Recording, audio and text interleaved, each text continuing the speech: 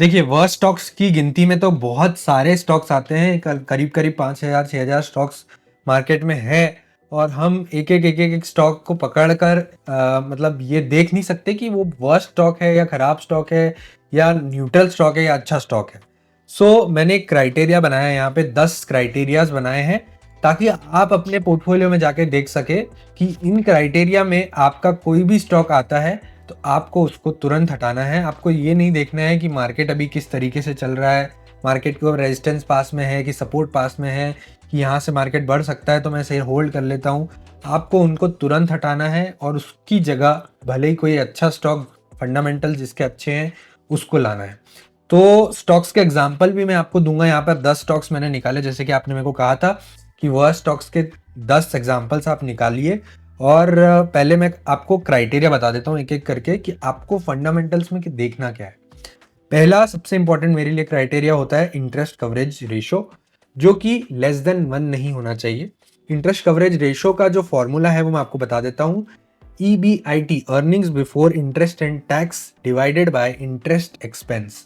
अगर ये कंपनी का लेस देन 1 जा रहा है, मतलब अगर अर्निंग्स 25 है और इंटरेस्ट एक्सपेंस 50 है, तो 0.5 का रेशो हो गया और ये लेस देन 1 हो गया, मतलब कंपनी के पास उतने प्रॉफिट्स नहीं है कि वो उसका इंटरेस्ट भी पे कर पाए। तो जब interest coverage ratio less than 1 रहता है तो एक बहुत बड़ी प्रॉब्लमेटिक सिचुएशन रहती है। और आप देख सकते हो कि इस मार्केट में, बियर मार्केट में, जिस कंपनी का रेशो भी interest coverage ratio less than 1 था, उनको बहुत बड़ी मार पड़ी। दूसरा मेरा क्राइटेरिया है रिजर्व्स लेस देन बोरोइंग्स।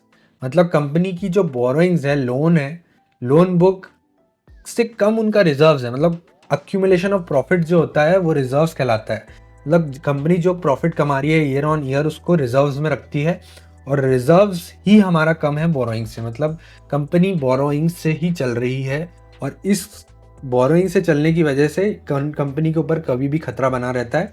और मेरा ये मानना है कि अगर रिजर्व्स कंपनी के पास पड़े हुए हैं और उससे कम बोरोइंग्स हैं, तो कंपनी कभी भी अपनी बोरोइंग्स चुका सकती है। और कंपनी ने बोरोइंग्स सिर्फ कंपनी को चलाने के लिए ली, ना कि कंपनी चल ही बोरोइंग की वजह से रही। तो डेफिनेटली ये भी एक इंपॉर्टेंट पॉइंट है, रिजर्व्स कभी भी बोरोइंग से ज्यादा होना चाहिए, और अगर कम है तो ये एक बहुत नेगेटिव पॉइंट है, ध्यान में रखिए। आपको फंडामेंटल्स में ये पॉइंट देखना है। Promoter holding less than 50%।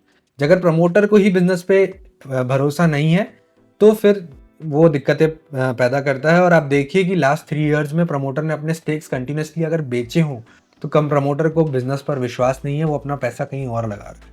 और अगर प्रमोटर जीरो हैं तो ऐसी कंपनीज होती हैं जो प्रोफेशनली मैनेज्ड होती है, वो एक डिफरेंट एस्पेक्ट होता है।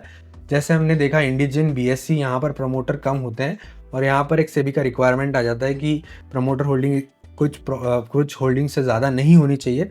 इसी वजह से प्रमोटर होल्डिंग वहाँ पर कम रहती है। तो कुछ एक्सेप्शंस है, लेकिन जनरली 50% से अगर प्रमोटर होल्डिंग कम है, वहाँ पर आपको थोड़ा सा सतर्क होना है। सेल्स ग्रोथ लेस देन 5% और इन नेगेटिव।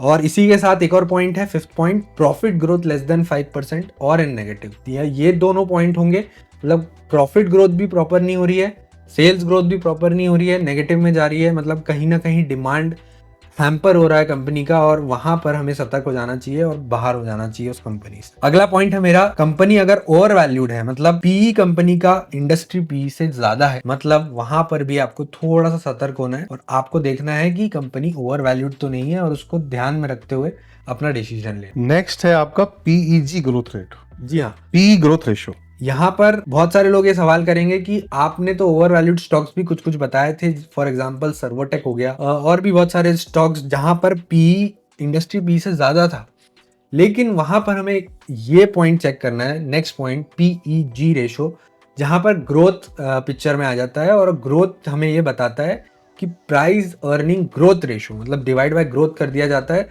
जिससे अगर ये रेशो 2 के नीचे आता है, मतलब कंपनी कहीं ना कहीं अंडर वैल्यूड है और हमें यहाँ पर ग्रोथ का और चांस दिख रहा है, प्रॉफिट कंटिन्यूसली बढ़ रहे हैं और कंपनी में ग्रोथ बहुत अच्छी है।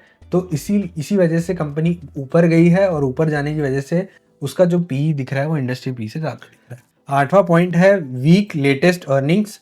मतलब यहाँ पर जो रिसेंट क्वार्टर के रिजल्ट्स आए हैं वो खराब आए हैं और सेल्स ग्रोथ कुछ नहीं हुई है, प्रॉफिट बहुत श्रिंक हो गए हैं, मार्जिन श्रिंक हो गए हैं, बोरोइंग्स से इंटरेस्ट बढ़ गया है, बोरोइंग्स बढ़ गई है। तो ये देखना है कि करंट क्वार्टर की जो रिजल्ट्स है वो कैसे आए हैं, अच्छे आए हैं।